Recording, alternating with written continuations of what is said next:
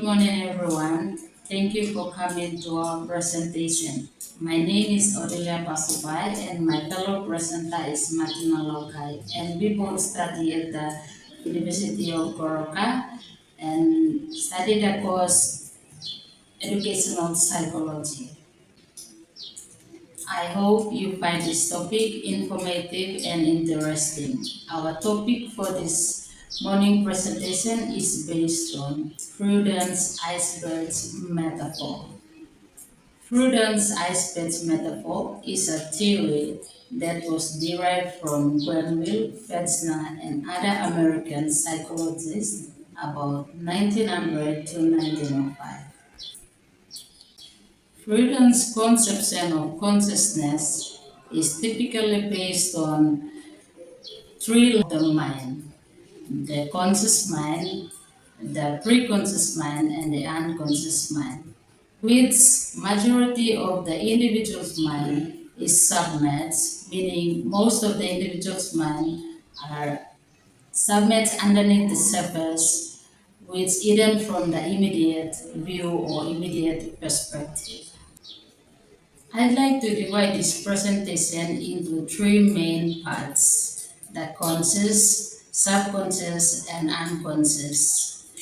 To start with, I'm going to talk about the conscious mind and then move on to talk about the preconscious mind.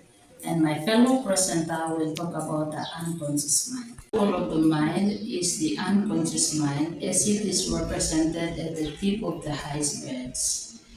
And in this area, you're going to find or perceive the information that you are being aware of. The first level of the mind is known as the conscious mind, and it is represented at the tip of the iceberg.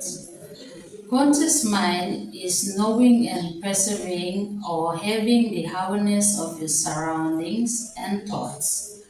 Sensations include also our five senses: hearing sense, smelling sense, tasting, seeing, and touching.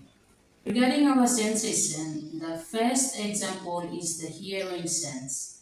In the hearing sense, you will identify the sounds that you are being aware of. For example, if your teacher informed you about your assessment, then you are being conscious and aware that your assessment is due or your assessment is somewhere around the corner. The second example is the smelling. So, for example, when you are passing by a restaurant and you smell something very delicious, then you're already salivating that there's something very delicious and you are already being conscious about the food that they are preparing in the restaurant. Another one could be tasting sense. The tasting sense involves the taste that we normally taste with our tongue, and it includes sour, bitter, delicious.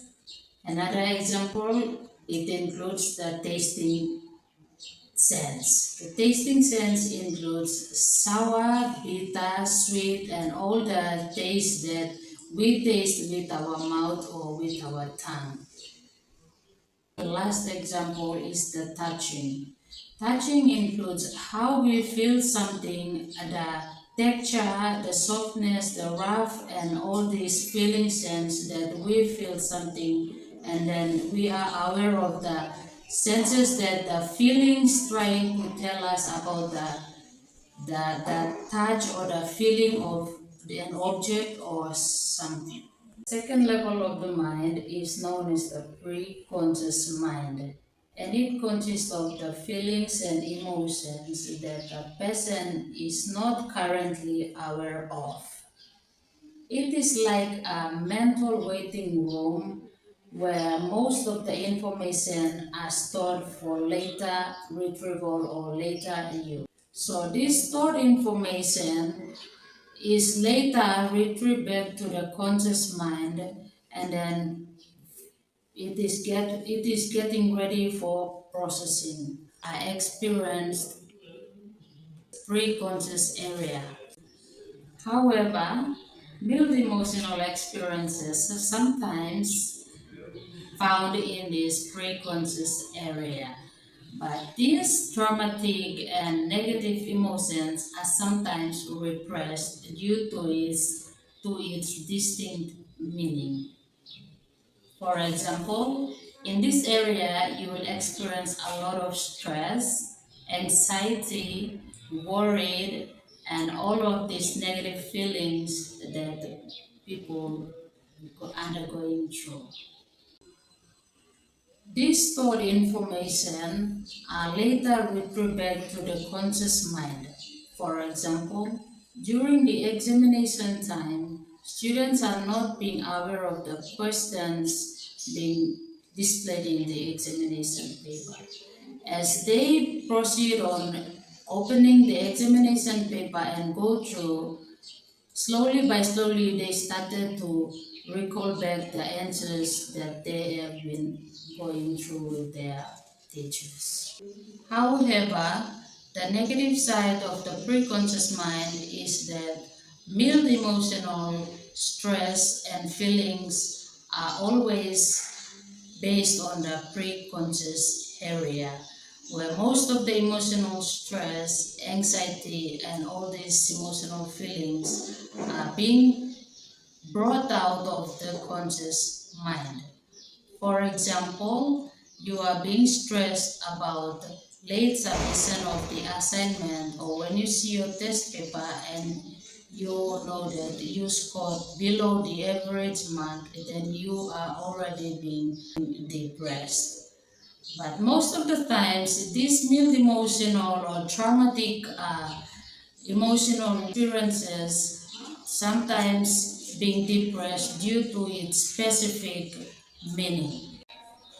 About the conscious mind is a realm of sight containing thoughts, feelings, edges, and memories that are outside of conscious awareness but still influence behavior. According to Freud's theory, majority of an individual mind exists below the surface, which hidden from immediate view as shown above. Most significant region is the unconscious mind, the human body that are real cause of the most behavior and process, or the primary source of human behavior, which feelings, motives, and decisions are powerfully influenced by our past experiences and stored in the unconscious mind.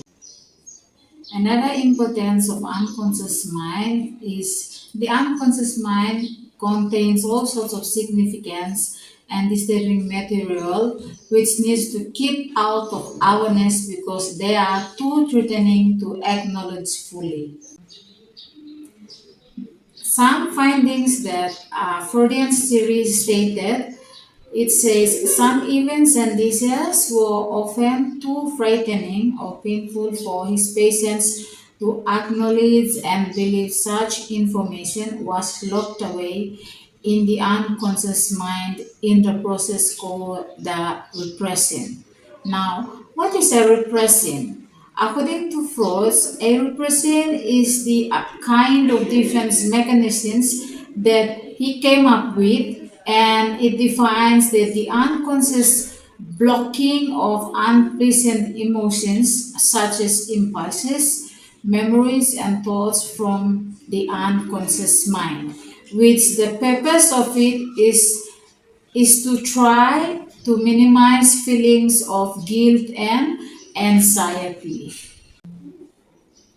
Also, Freud believed that the influences of unconscious reveal themselves in various ways, including dreams and sleeps of the tongue. Now, when looking at those two things there, it is known as Freudian sleeps. An example is if you are trying to say she's from Goroka, instead you said she's from Garoka. This is an example of a tongue slip. To sum up, The conscious mind is all to do things that we see, hear, taste, feel, and smell. It is to do with everything that we are currently aware of, while the pre-conscious mind is the opposite. In the pre-conscious mind, it is to do with the unpredictable situations that a person is not currently aware of, and it is right below the conscious mind before the unconscious mind. Whereas the unconscious houses deep seated desires and memories influencing behavior despite being largely accessible, which they are real cause of the most of the human behavior.